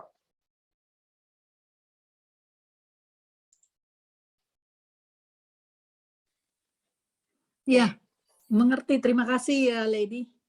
Ya. Cuman sayangnya kalau orang bilang ngaca dulu, Biasanya marah. Nah, itu dia. Ini yang nasihat Nyonya White kepada jemaat yang mula-mula itu ini sebenarnya masalahnya. Kalau baca Testimonies for the Church volume 1 itu ketawa-ketawa pasti deh. Saya lagi terjemahkan itu ya, 118 pasal itu. Ya, artinya ya memang ternyata masalah orang ini tersinggung ini nggak masalah baru, nggak masalah orang-orang yang kekinian, udah masalah zaman kuno ya, nggak mau ditegur. Orang yang membawa korban apakah masuk ke Ka'bah yang suci atau cuma di pelataran? Cuma di pelataran, Bu. Imam yang masuk ke dalam Ka'bah. Ya. Orang berdosa hanya sampai pelataran. Setelah itu yang melanjutkan pembersihan dosa itu dilayani sepenuhnya oleh imam. Terima kasih, Bu. Ya, sama-sama. Makasih Lady ya. Ya, sama-sama, Kak.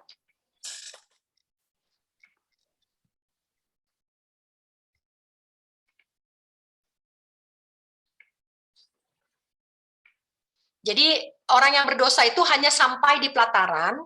Setelah itu imamlah yang mewakili dia, yang menjadi perwakilan orang berdosa itu di hadapan Tuhan. Ya, nah, perantara. Imam itu menjadi perantara.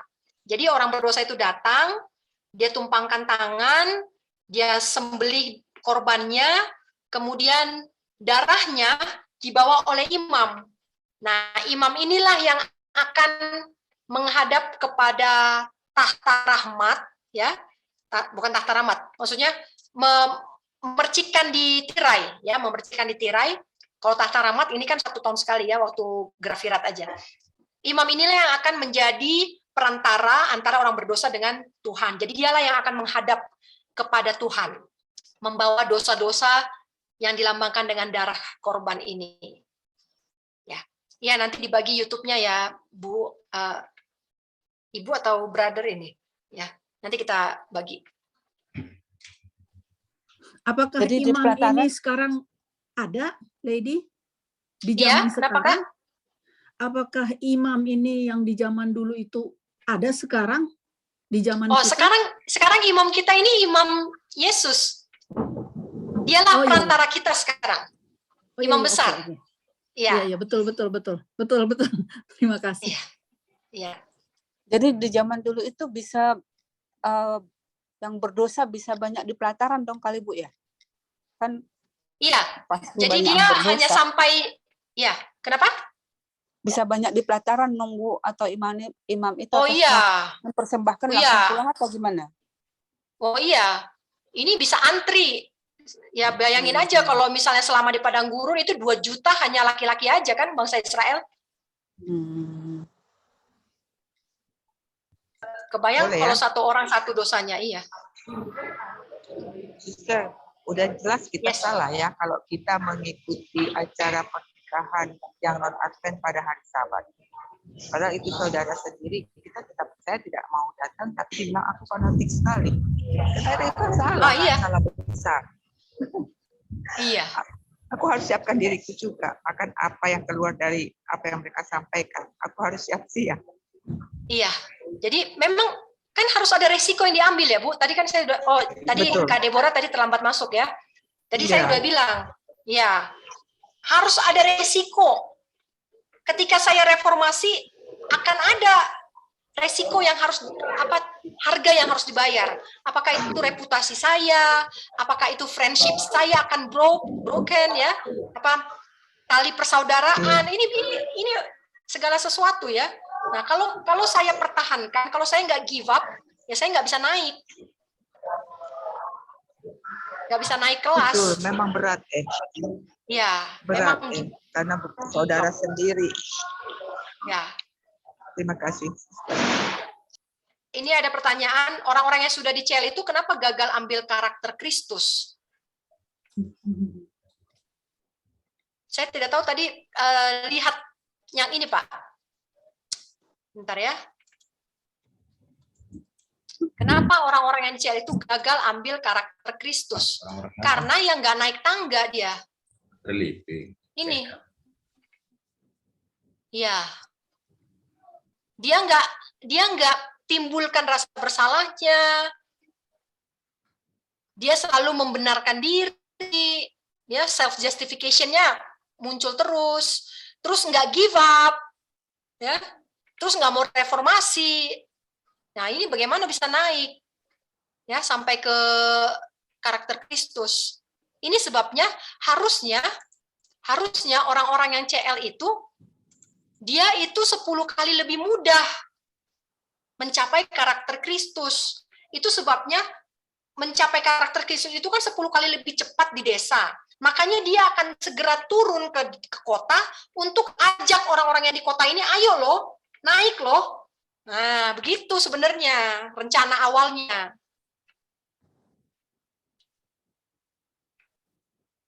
Tapi orang-orang yang CL ya gagal dalam justification by faith-nya. Dia nggak give up. Salah satu ya, bukan satu-satunya ya. Salah satu alasan kenapa di country sulit ya, sulit untuk mencapai karakter Kristus adalah karena ngandelin uang. Udah pasti aja. Ngandelin uang. Itu makanya di grup-grup country living selalu tanya, gimana cara hidup di country living? Gimana cara, kan butuh biaya. Nah, saya selalu ajarkan, butuh biaya iya, tapi pernah nggak analisa berapa sih biaya yang saya butuhkan di country? Jangan langsung dipikirin, oh biaya saya di kota itu kan 20 juta satu bulan. Oh saya bagaimana? 20 juta di desa bagaimana? Oh tanam kentang 2 hektar, tanam singkong 10 hektar. Ya nggak bisa kalau begitu caranya. Itu namanya self-justification.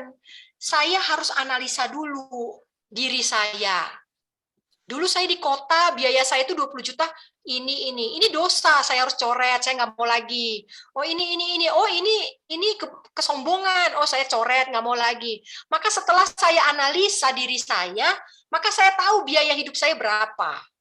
Baru saya carilah sebesar itu.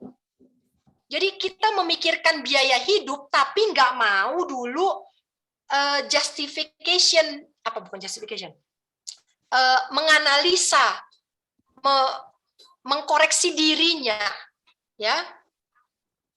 Ini berat country living begini mah bakal gagal. Kalau nggak gagal, paling juga 3-4 tahun udah bubar. Karena tenaga uang itu sampai kapan? Ya, kalau mau cari uang salah kalau di country, nggak ada uangnya. Kalau mau mengecilkan biaya bisa, tapi kalau menambah pemasukan nggak bisa.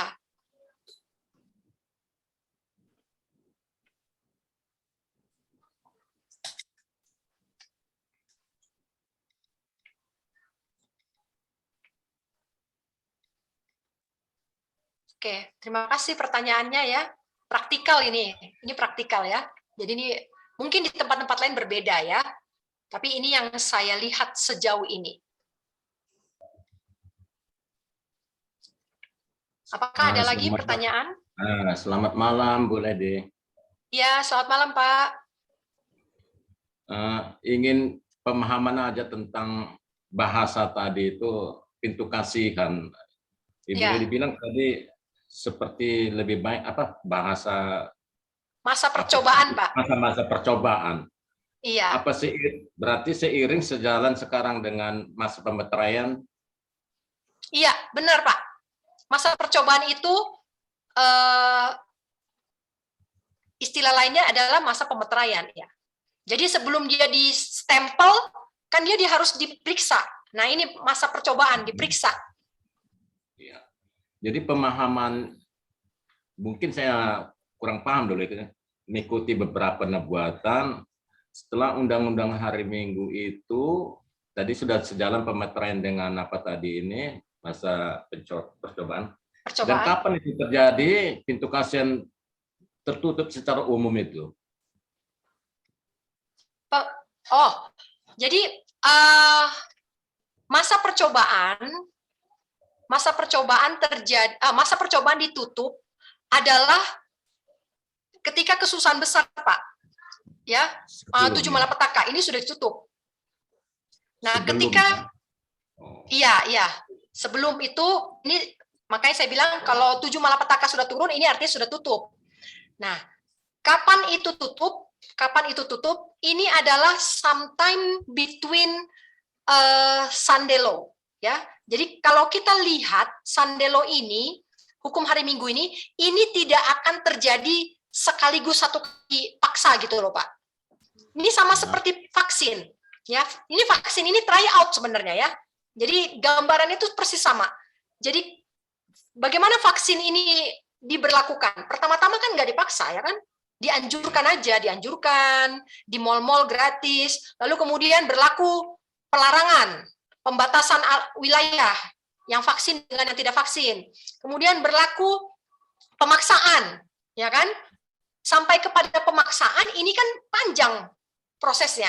Begitu juga dengan Sandelo, Pak. Sandelo ini nanti sama seperti kalau Bapak baca di Daniel pasal yang kedua, pada waktu Raja Nebukadnezar mendirikan patung di lembah Dura di Babel, ya. Pada waktu dia mendirikan patung, dia panggil semua orang-orang dari negeri, ya, pejabat-pejabat, ya. Waktu dia panggil ini untuk apa? Apakah dipanggil, ayo panggil sini, ayo datang ya, nanti kamu sembah patung saya ya. Apakah untuk sembah patung? Bukan. Mereka dipanggil, kalau Bapak teliti itu Daniel pasal 2 ayat 1 ya, satu perikop itu Bapak teliti. Pertama kali mereka dipanggil para penguasa-penguasa ini adalah untuk menghadiri peresmian bangunan baru. Jadi untuk inaugurasi bangunan baru. Ya. Mereka tidak di invitation-nya itu bukan untuk penyembahan, bukan untuk worship. Tapi setelah mereka datang, mereka mau datang, barulah dibilang harus sembah. Kalau bunyi begini, sembah. Nah, setelah itu anjuran ya, itu anjuran. Kemudian barulah yang ketiga, barulah muncul ancaman. Kalau tidak sembah, waktu Sadrak, Mesak dan Abednego dipanggil, kalau kau tidak sembah, kumasukkan ke dalam api. Ya. Waktu mereka diundang, enggak dibilang nanti ada api ya di sana, ada dapur api saya siapkan. Enggak dibilang seperti itu. Tetapi ini bertahap sampai kepada dapur api, sampai kepada ancaman mati. Jadi seperti itu juga hukum hari Minggu akan berlaku, Pak. Dari mulai diundang, dianjurkan, kemudian ada dasar hukumnya, sampai kepada ancaman mati. Nah, ketika ancaman mati, disinilah probation sudah tutup, Pak. Dan ada lagi pemahaman yang ingin saya tahu, Bu Lede. Nah,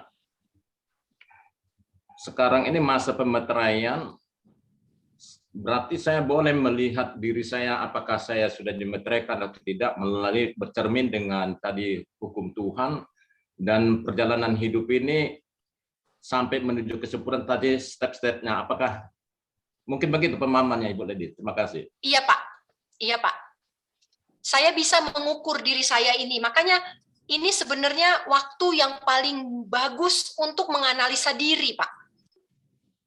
Nah, menganalisa diri itu paling cepat dilakukan kalau di tempat yang sunyi.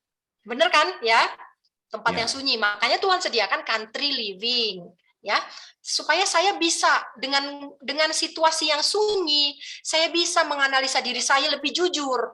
Oh, saya masih salah di sini, perbaiki lagi, reformasi lagi, minta ampun sama Tuhan, menyesal, tidak benarkan diri, maka ini akan naik gitu.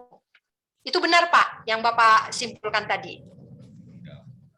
Tapi seandainya saya tidak sempurna di dalam standar apa yang Tuhan inginkan, layak saya mendapat kasih karunia untuk selamat, kira-kira Bu? Ya. Nah, seandainya saya tidak sempurna mengikuti standar untuk kesempurnaan seperti Yesus, layakkah saya menerima kasih karunia untuk diselamatkan? Kasih karunia itu ada pada saat saya menyadari dosa saya, Pak. Gitu. Jadi kita diselamatkan oleh kasih karunia karena tangganya tadi, Pak. Nah, ini di sini, Pak. Ya. Ini nih, kasih karunia. iman. Waktu saya bertobat, ya, tidak ada pembenaran diri, maka saya diterima oleh Tuhan. Dari 1 dan 2 aja saya udah diterima sama Tuhan, Pak. Sudah diterima oleh Tuhan. Nah, tandanya saya diterima oleh Tuhan, saya nggak mau lakukan dosa, saya nggak mau pentingin yang lain-lain, saya berserah, tidak mau berdosa lagi, saya mau menurut, saya mau berbuah. Nah, ini. Nah, jadi kalau saya nggak mau bertobat, ya nggak ada kasih karunia, Pak. Tapi kapanpun kita bertobat, kasih karunia itu ada. Nah, dosa itu akan ditukar dengan kuasa. Jadi dosa kita kasih ke Tuhan, kuasa dikasih ke kita. Kuasa untuk apa? Kuasa untuk nggak ulangin dosa. Amin, amin. Ini kasih karunia, iya. Gitu. Terima Setelah kasih, kita terima Bu kasih karunia. Ya, terima setelah kasih, Bu kita Edith. ya, setelah kita kasih karunia, kita harus tidak boleh berdosa lagi. Amin, amin. Gampang tanya Ibu. Apa namanya? Ya, silakan. Kan probation katanya tadi. Apakah Ya, orang Advent masih probation sampai penutupan hari Minggu Sandolo atau cuman sampai di penghakiman? Jadi setelah penghakiman gagal, maksudnya nggak lulus, terus tutup pintu kasihan tertutup, dan setelah Sandelo itu buat orang yang di luar atau gimana? Buat gitu, Advent oke. tertutup atau gimana? Oh, Ya, itu begini. Jadi begini ya, Bu. Kita ini bicara dalam terang hari Sabat, ya, dalam terang hari Sabat. Hari Sabat ini yang punya terang lebih besar adalah denominasi, ya, tentang hari Sabat ini. Oke, jadi otomatis kita yang punya terang lebih besar, kitalah yang akan lebih dahulu diperiksa, ya. Diperiksa dalam artian kita sudah tahu tentang hukum Tuhan. Kita punya terang tentang Ka'bah, tentang bait suci, tentang sanctuary, tentang bait suci. Kita punya terang tentang hari Grafira, ya. Maka inilah yang akan lebih dahulu diperiksa, ya. Kenapa saya bilang lebih dahulu diperiksa? Nggak ada apa namanya? Bukan karang-karangan. Jadi begini. Pekabaran Advent ke seluruh dunia pada zaman ini akan terjadi pada waktu Sandelo, ya. Tapi bukan Sandelo yang death decree, bukan Sandelo yang ancaman mati, ya. Tadi kan saya terangkan bahwa Sandelo tidak sekaligus langsung ditodong pedang di leher minggu, bukan langsung seperti itu. Karena Sandelo ini akan berupa tipuan, ya. Nah, akan berupa tipuan. Nah, orang Advent yang punya terang lebih besar ini, merekalah yang akan bekerja pada waktu Sandelo ini, pada waktu hukum hari Minggu ini, di masa hukum hari Minggu ini sudah dibangun, mereka yang punya terang lebih besar ini akan menginjil, ya, akan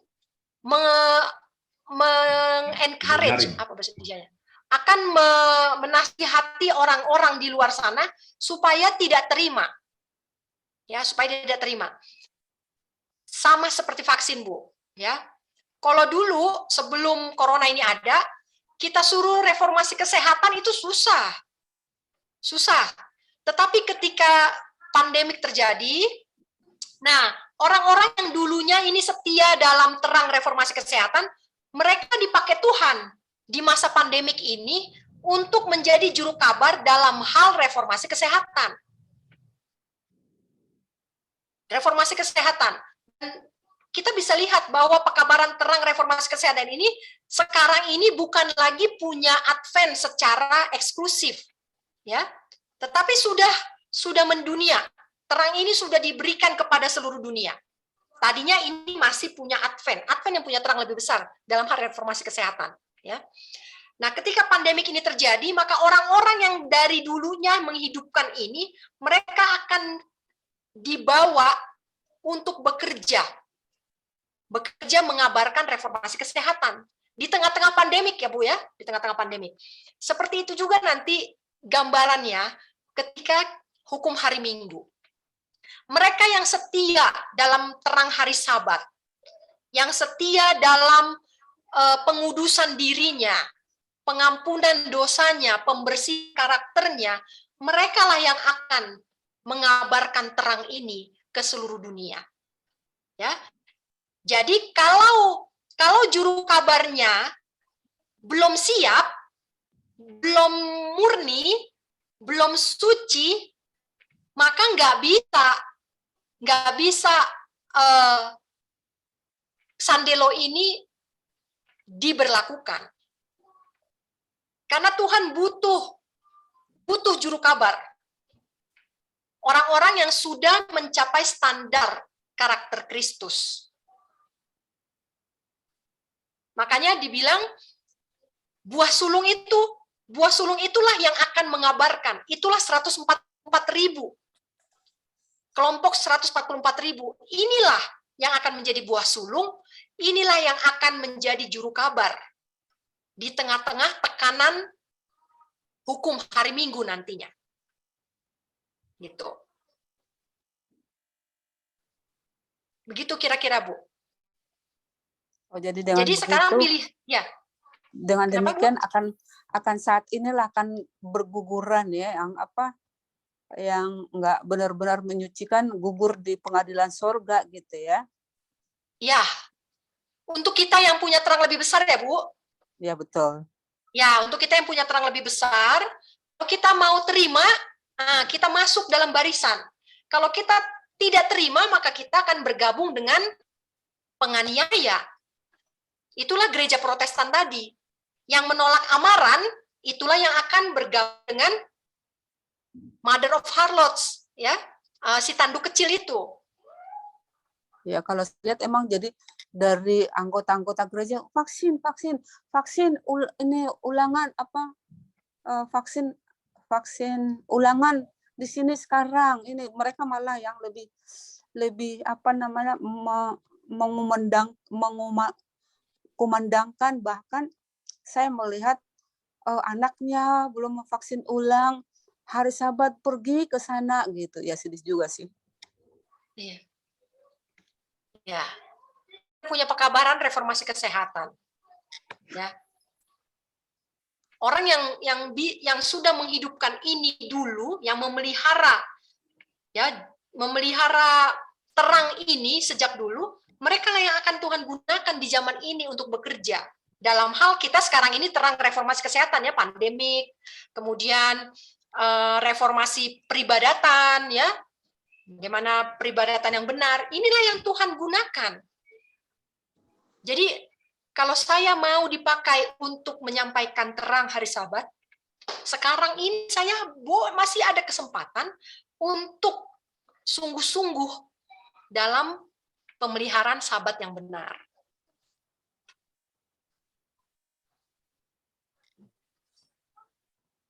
Ya, kalau mau jujur emang kalau kita lihat hampir merata di gereja itu penyucian yang sungguh-sungguh itu bisa dihitung dengan jari.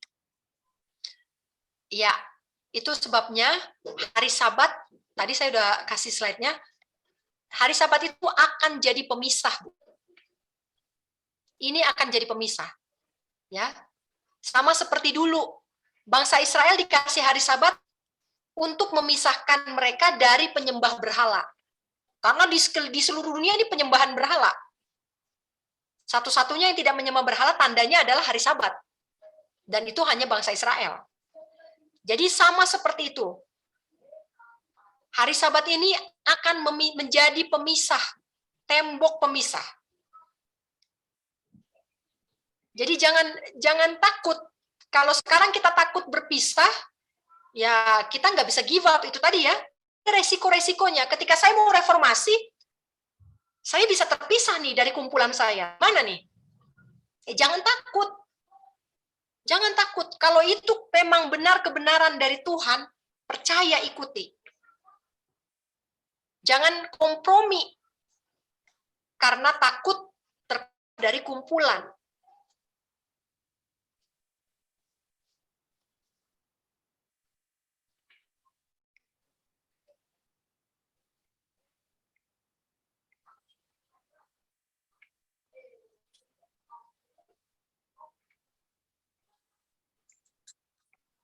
Oke. Kalau tidak ada lagi pertanyaan, saya kembalikan kepada host. Saya akan kasih closing statement ya. Closing Silakan. statement, ya. Closing statement kita, hari Sabat adalah hukum yang terutama. Karena penyucian hari Sabat menuntut penurutan kepada 9 hukum yang lain. Penyucian hari Sabat menuntut kesempurnaan karakter seperti Kristus. Dan kita punya jalan untuk menjadi sempurna. Sama seperti ayat ini kita, karena itu hendaklah kamu menjadi sempurna, sama seperti Bapamu yang di surga adalah sempurna. Saudara-saudara jangan katakan, waduh saya berat banget nih, harus menjadi seperti Kristus. Kalau saudara rasa berat menjadi seperti Kristus, berarti itu adalah pembenaran diri. Kita masih gunakan pembenaran diri, makanya berat. Tapi kalau kita menggunakan jasa-jasa Kristus, nggak ada yang berat. Bagaimana caranya menggunakan jasa Kristus? Datang kepadanya, sebutkan dosamu, dosa saya, lalu minta, tolong saya untuk tidak lakukan ini lagi. Apapun resikonya, saya tidak mau lakukan dosa ini lagi. Selesai. Kuasa itu akan datang, dosa ditukar dengan kuasa. Maka kita naik satu langkah lebih dekat kepada kesempurnaan karakter Kristus. Jangan rasa susah untuk menjadi seperti Kristus. Kalau kita rasa susah, berarti kita sedang ditipu oleh setan. Karena setan yang bilang, oh nggak mungkin turut hukum Tuhan. Berat. Hukum Tuhan itu nggak mungkin diturut. Saya aja manusia, saya aja malaikat nomor 1 gagal. Ya. Kalau kita rasa sulit untuk menurut hukum Tuhan, berarti kita sedang berpikir seperti Lucifer.